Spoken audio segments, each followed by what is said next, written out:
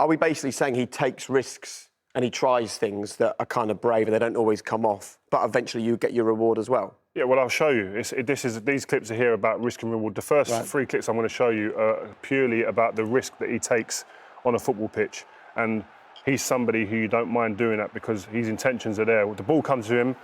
A lot of midfielders, 9 times out of 10, play back to Matic or turn, play it out to Mason Greenwood. Go on, you get a shot at goal, you're a striker. But he identifies that there's a danger area, there's a space to play in where he loves to live and breathe, and for players to attack that once he gets on the ball. And these players are starting to understand they're on the same wavelength as him when he gets the ball because they're moving.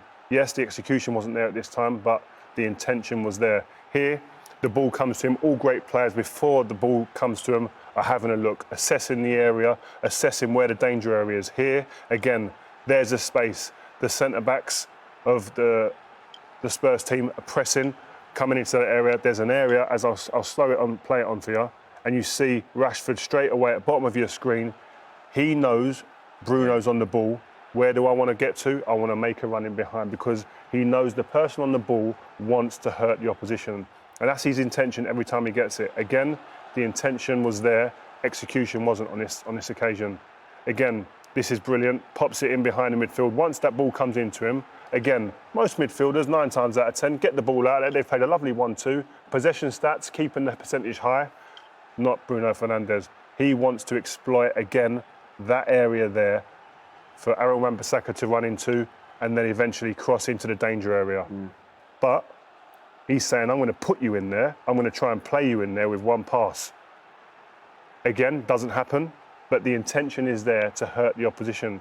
And if you're trying to probe and you're trying to hurt teams like that and open them up, you don't mind when they get it wrong in the final third. You don't want it to be them risks to be taken. So it's okay for you that he's doing that because eventually the reward comes? Or does he need to... Is it just that he takes the risks and that's a great thing, but he needs to improve the technique? Or does he just need to keep on doing that? I'll show you. Well, that table I showed you before, he was top of the stats in terms of creating chances, shots on goal, etc. So I'm telling you that he is taking the risk in the right areas. If he was doing it on the edge of his box and then the turnover of possession meant a chance on his own goal, then I'd say you've got something to work on. I'm okay in the final third try because this is what you get. Martial, standing, waiting. He knows exactly what's going to happen.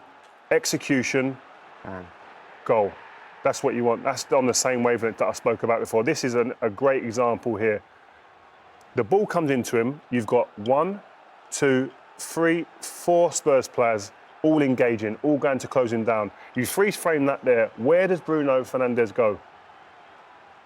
He gets a chance. There's a chance created on goal here. You would never expect that. I'll play it on slowly because this is what this deserves. Again, I'm looking at where that would go normally. The ball would normally go out here.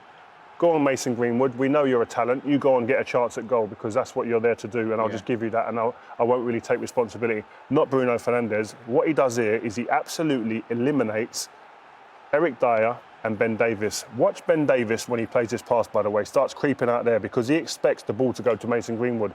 And it's about disguise. It's about guile. It's about art and creativity. I'm going to play it even slower because it deserves it. Look at this pass. Drilled in, whipped in on the floor, perfect weight, perfect execution. Martial lets him down with the execution in the end. But again, that's why you accept him taking risks in this area.